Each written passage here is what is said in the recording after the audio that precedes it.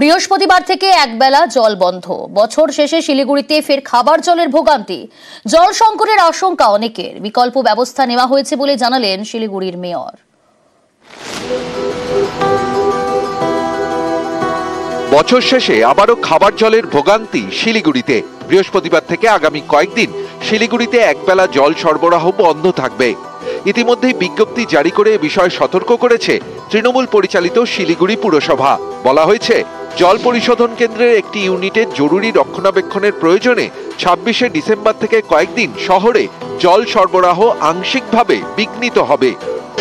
অসুবিধা হয়ে যাবে, আমার তো কমসে কম অসুবিধাই হয়ে যাবে। জানি না কার কি হবে, জলটা জানি তাড়াতাড়ি দিয়ে দেয়, সেটাই অনুরোধ আমাদের। জল না পালি তো অসুবিধা হবে। আমাকে তো বাড়ি নেওয়া হয় নাই জল, আমাকে তো একই ট্যাপের জল নাই ঘরে বাড়ি। ফলে আবার জল সংকটের আশঙ্কায় শিলিগুড়ির বাসিন্দাদের অনেকেই। জানা গিয়েছে, ফুলবাড়িতে পুরসভার ট্রিটমেন্ট প্ল্যান্টের একটি ইউনিটে মেরামতির কাজ হবে। এর জেরেই বছর শেষে একবেলা জল বন্ধ। দেখুন, বর্তমান তৃণমূল কংগ্রেস পরিচালিত পৌর বোর্ড হচ্ছে ভাওতাবাজির এক চূড়ান্ত নিদর্শন। আজকে ইনটেক ওয়াল, কালকে টেন্ডার, পরশু জল পাবে, তরশু এই সমস্ত ভাওতাবাজি কথা না বলে যে ধরনের সমস্যা বা অক্ষমতা তাদের রয়েছে সেটা মানুষের কাছে তুলে ধরার দরকার। এটা আমার মনে হচ্ছে শিলিগুড়ি পৌর কর্পোরেশন যারা পরিচালনা করছেন তারা শিলিগুড়ির নাগরিকদের সাথে একটা ফাজলামো করছেন।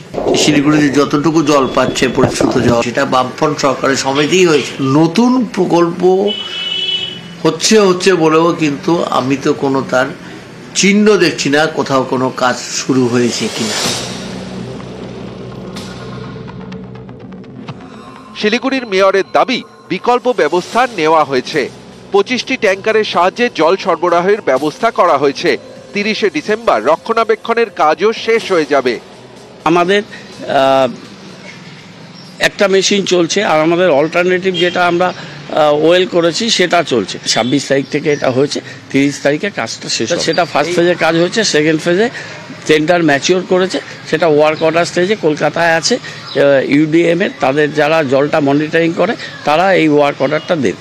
এই অবস্থার মধ্যে আছে, সুতরাং এটা নিয়ে মানুষের কোনো অসুবিধা নেই, মানুষ জল পাচ্ছে। এর আগে গত মাসেই শিলিগুড়িতে 2 দিন বন্ধ ছিল পানীয় জল সরবরাহ। সে সময় তেষ্টা মেটাতে বিকল্প ব্যবস্থা করে পুরসভা। তার আগে মে মাসে শিলিগুড়িতে পানীয় জলের হাহাকার তৈরি হয়। পুরসভার পাঠানো জলের গাড়ির সামনে লম্বা লাইন দেখা যায়। জল কিনতেও লম্বা লাইন পড়ে শিলিগুড়ির বিভিন্ন দোকানে। জলের কালোবাজারিও শুরু হয় বলে অভিযোগ ওঠে। এবার বছর শেষে ফের শিলিগুড়িতে খাবার জলের ভোগান্তি।